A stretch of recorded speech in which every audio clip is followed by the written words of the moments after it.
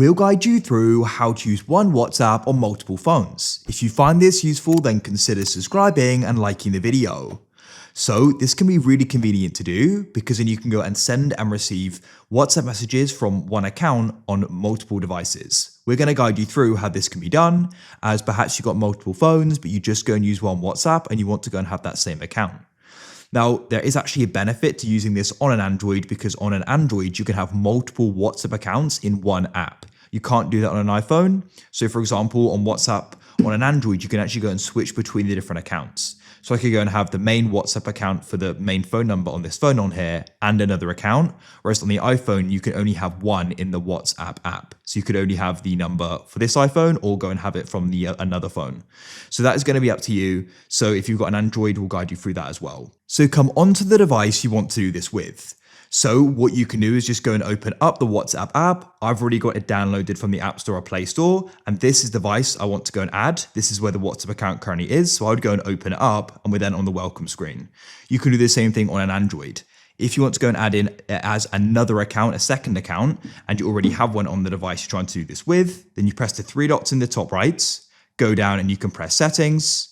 Then at the top, you'll go and see the profile, press the plus to the right. And then what you can do is press add WhatsApp account.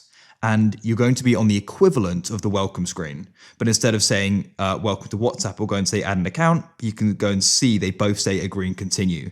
So you could then go and tap there and then we can go and start the process. But because the account I'm doing this with is already on this phone here, I'm not going to be adding it as a second one.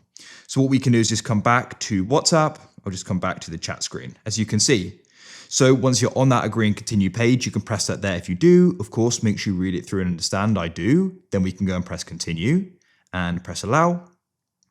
Now at this screen here on an iPhone or an Android, it will go and ask you for the phone number, but we don't need to do that. We can go and press the three dots in the top right and we'll go and see the option link as companion device. So that's what we're going to be doing, linking the other device as the companion device. We're doing that there. This is then going to go and generate a QR code. And this then needs to be scanned by the device which currently has the WhatsApp account on. So to go and do that on an iPhone, you go to the bottom right and there's the gear or cog and you press that there and that will go and open up your settings. And you'll then see an option for linked devices and you can tap on it and you can then go and press on the add button. Whereas on an Android, you go to the top right here and press the three dots on the chat screen and you go down and press link devices. Then we can press link a device. The camera is going to go and open up and we then go and scan the QR code. If I go and press OK and let me press continue, give it permission, and then it can go and scan the QR code. And now it's going to go and be logging in.